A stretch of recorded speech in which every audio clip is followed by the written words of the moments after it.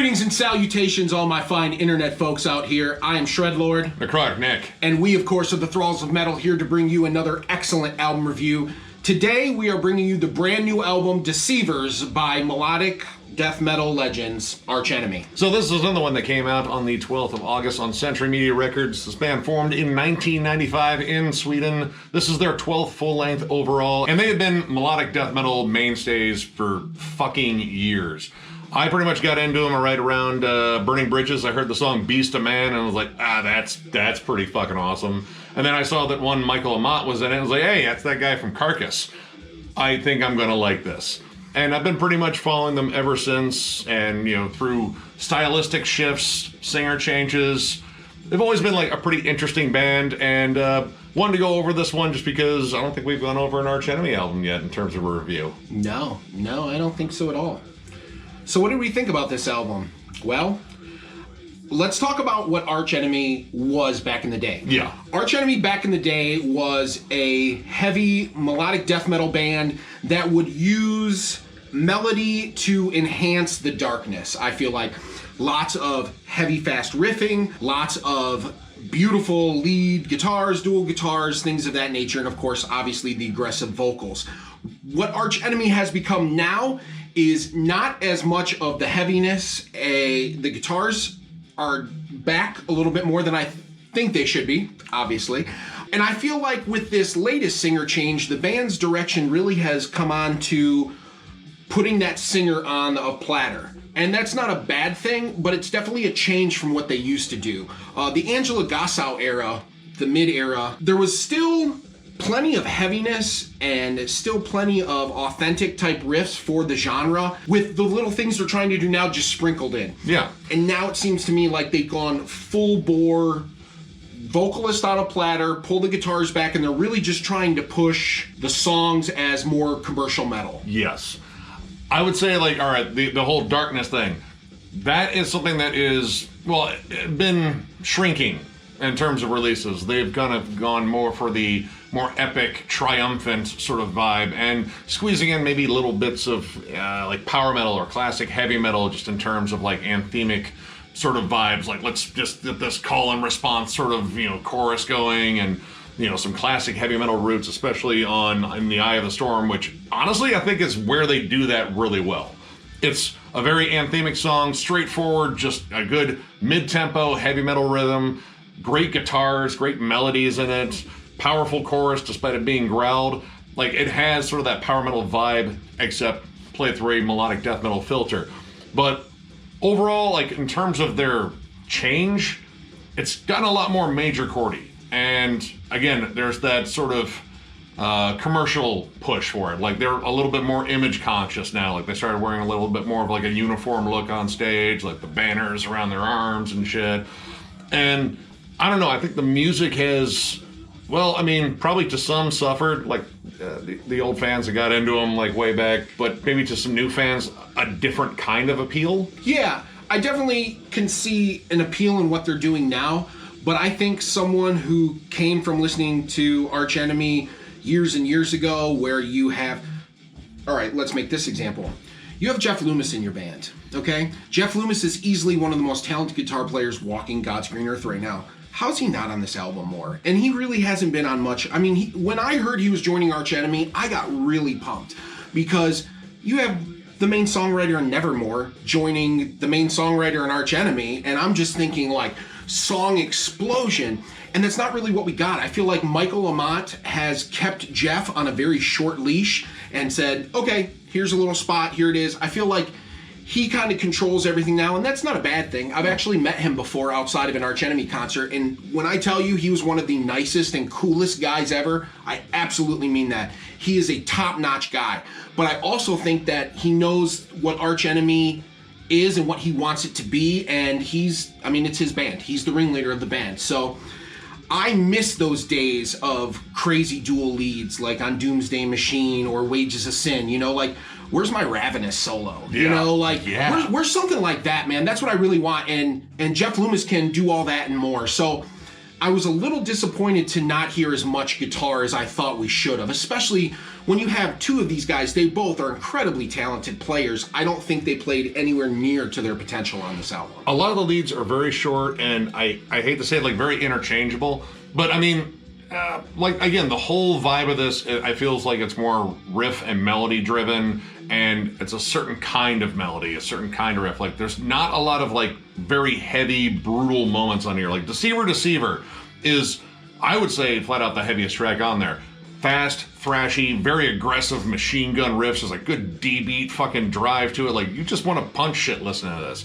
It's a damn good song. You also have moments on Sunset Over the Empire. What a great start. And House of Mirrors also has some really just nasty sections to it. But a lot of this kind of hangs on to that more melodic formula. Like, that just kind of going for the anthems, but unfortunately it kind of feels interchangeable. And that, you know, solos as well, because the solos are short. Again, they're like a few measures. They're shreddy. They're cool. But they don't stay with you. Like, they're not super memorable. Like, yeah, you just heard a blur of really cool notes and it sounded nice, but are you going to be able to pick that solo out of, like, this song specifically? No, because I honestly think you could probably take those solos and kind of put them anywhere on here, and they work. It's more about the melodies and, like, the lead melodies, I think. Yeah, and especially in the track Poison Arrow, I believe. It starts off with this really slow, cool single guitar melody, and then later on in the song, they kind of use that as a way to build up and segue into other parts of the song, and I thought that was fantastic. Things like that I really could have used more of in this album. Once again, I know it's all there, but it's just what they're choosing to be as a band right now. And that's not to say that this was bad. I feel like I've spent the first 10 minutes. I guess I have to let you all know how much I do love Arch Enemy, early Arch Enemy, okay? So maybe that's why I'm speaking so passionately. Early Arch Enemy and, you know, Early in Flames, stuff like that is very, very near and dear to my heart. So to hear them come to this now is a little discouraging, but I still support and love them. It's not my cup of tea, but there's still plenty of bits of some of that old stuff in there. The first 2 or 3 tracks were the singles that they kind of released. Shake Hands with Hell, Deceiver, and then what was the other one? In the Eye of the Storm. In the Eye of the Storm. Those have some great heavy riffs in them, but all too often, like Nick said, it just keeps going for the triumphant epic moment. And let's be honest, if you have an hour of epic stuff, it's not epic anymore. You kind of plateau. Yeah. And sometimes in certain spots, I feel like the album suffered from that. It tried to be a little too triumphant to the point where it turned me off from it a little bit. Yeah, we're tired of you winning over whatever you're winning over. Like, get angry. And Yeah. I mean, that was the thing, like, you know, listening to songs where I'd hear like a great lead in, like, holy shit, that riff is fucking monstrous. But in the back of my mind, it's like, give it a minute, you're about to be told you can do it. And I just kind of got tired of that vibe. Like, I like positive music. I'm not just completely a negative piece of shit. Well, I mean, not entirely, you know, like, it's like 70-30. But again, you kind of plateau on this fucking point where, like, all right, I feel like this is the same chorus from the last song. We get it now, right? And I thought it was interesting that they finally let Alyssa sing. Like, I think this is the first one where she's done clean vocals. Yeah. I mean, I didn't get Will to Power because I didn't hear anything on it I liked. Sorry. But it's kind of odd. Like, the opening track is the only one with clean vocals. And I think that was something, you know, they kind of teased a little bit more when they were going to release this album. Like, oh yeah, there's going to be some clean vocals. It's just one track, really. Like, she does some spoken word stuff. But it's weird that it's that track. Like, Handshake with Hell, I mean, it's a pretty good opener. It kind of sounds like a melodic death metal version of Neon Nights. Like, it has a classic heavy metal vibe to it. Some good melodies. She's singing her ass off, and I've seen her in The Agonist. She can fucking sing. Like, incredibly talented. She's a really fucking good singer. Yeah. And initially, when I thought they picked her up on War Eternal, I thought I'd hear a little bit of that, but it didn't really happen. But the thing is, I've wanted to hear her sing in this band for a while, but I wanted to hear her sing over stuff that I really familiarize as Arch Enemy. Like, you know, they've always been good at having, like, good heavy verses and, like, a, you know, a nice epic but still heavy fucking chorus. Like, something that's like, yeah, this kind of gets my blood boiling. Like, I don't feel like it's a kitten hanging on a fucking, you know, branch. Like, you can do it, bud. Yeah, no, man. I don't want that. Because that stuff loses its luster if it doesn't have the badassness behind it. Yeah. And unfortunately, I still haven't quite got that. And, you know, I like the fact that, yeah, they're trying to change things around, trying to, not do the same thing over and over again. But I feel like they're kind of in this comfort zone where, I don't know, it doesn't feel like there's as much passion as they're exuding in the songs behind it. Like, this feels very paint by numbers. Again, there's tons of good riffs on here, but I don't know, like, it doesn't really have the impact that I think it should. Yeah, and I believe that if you were to listen to this album with your eyes closed, a lot of songs could be interchangeable. A lot of them have a lot of the very similar mid-tempo stomps and use a couple of the same tropes here and there and out to the next song. So is it bad? No, but it's definitely more formulaic. The entire time I was listening to this, I was thinking about, bands that have experimented with their sound within melodic death metal. Of course, you have In Flames, and there's a certain period of In Flames I don't like talking about, but the new singles sound really fucking good, so don't break my heart, guys. Don't fuck it up, man. But I was thinking about a band like Soulwork. Soulwork has actually had elements of power metal in their sound for a long time, but they've also included elements of progressive metal. And I think the main difference between these two bands, Arch Enemy and Soulwork, if I was to compare them in terms of them changing their sound and maybe becoming more accessible, is I think there's more of a creative drive behind Soulwork. They want to push themselves musically, write more complex songs, but still retain like a good catchiness to them. This feels like they're kind of just stripping down to kind of the bare bones of, well, like a certain kind of Arch Enemy song. Like, this doesn't have the variety that other albums have. Like, you don't get a good mix of moods or anything like that. You kind of have the same triumphant mood all the time. And I don't know, that kind of hurts it, especially when you get down to the end of it, because honestly, after House of Mirrors, it kind of loses a lot of steam really quickly.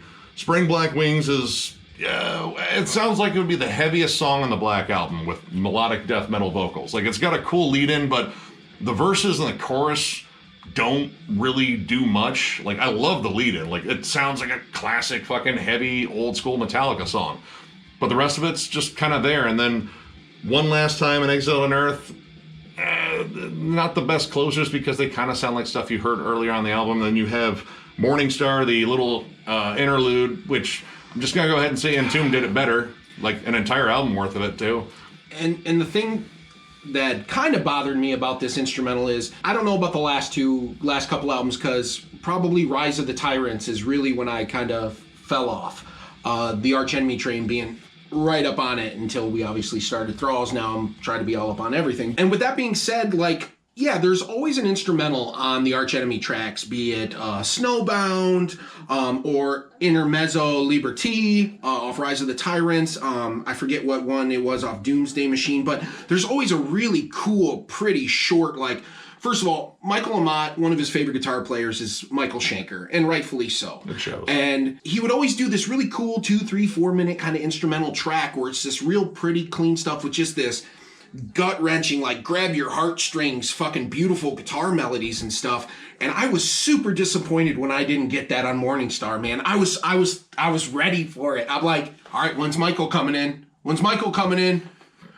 Damn, he left me hanging. Like, I was super disappointed in that, because that was always a little gem that I looked forward to on all their albums. And that was missing. Damn it, Michael. Damn it, man. You said you were gonna call, man. You never called, brother. And honestly, like, I look at the instrumentals like, all right, is this gonna be like a jump off point that leads into another track? Because in terms of the flow of the album, like, there are some tracks that lead in well to the others. It's just there. It shows up, it fades out, and you're on to a song after it that doesn't sound anything like it. And it's like, this feels extra. But honestly, like, towards the end, this feels like there's a lot of filler on here. And yeah, it just kind of hampered this. Like, I get that they've kind of branched out to possibly a bigger demographic. They are trying to get new fans, but at the same time trying to appease old fans, and that is a kind of difficult position to be in. It's tough. But I don't know, like, I just don't feel like the impact of this album. Like, I only feel it in, like, just kind of spurts on here. I think an album like The Doomsday Machine was a good balance of what they're trying to do now, but also trying to stay true to what they were before. Here it's all about, just the commercial type songwriting, these, and even for 11 tracks, the album was only 45 minutes long. Yeah. So, they're writing shorter songs. I think there's only one song, maybe around 5 minutes. Okay, yeah. And that's really it. And I get it, because they want to come out with something, and hopefully out of the 11, one of them will stick. I don't know. These are all just theories because I'm a fanboy that's a little bit disappointed with how this turned out, I gotta be honest. That's not to say the whole thing was bad, but in the grand scheme of things, I think when you look at this album in their catalog, it's just gonna kind of be in the middle somewhere. Yeah, I mean, I'm not gonna spoil any potential ranking in the future, but middle low. Yeah, middle might be lofty for me. Sure. But yeah, I mean, overall, I gotta give it 2.5 stars. Like, this is half as good as it could be. Like, you know, this isn't the most negative 2.5 I've given. Like, maybe it's closer to a 3, but this is disappointing, especially for a band that I would put up on a pedestal in terms of, like, great melodic death metal bands. I don't know, I just feel like they're sticking way too hard to this formula, and this formula isn't necessarily that interesting. Like, it definitely has its moments, but I don't know, like, it just doesn't stick. I kind of wish maybe they'd actually thrown in more melodic vocals, because I think some of the more power metal-y riffs would have worked out a little bit better. Like, it would have made more sense, and it would have shown a bigger commitment to, like, changing, because I feel like some of the heavier tracks in here are just done to appease the old school fans. Like, all right, this is, you know, kind of what we were about. We're only doing it a little bit now, but here you go. I mean, I don't know. I don't know what the future is for this band. I mean, they've kind of found this formula that seems to work. But yeah, this one just did not resonate with me. And I mean, I'll be honest, I didn't get Will to Power. I heard some singles and I was like, I'm all right. Jeff Loomis needs to write more. Like, and play more. And play more. Honestly, like, you don't poach top talent like that to, you know, not use it. You know, I mean, if you're a giant fan of Arch Enemy, you're still going to find some stuff you like on here. If you're more of a fan of the older stuff, you'll still find some stuff you like on here. But I don't know, like, this album just does not really grab me very much.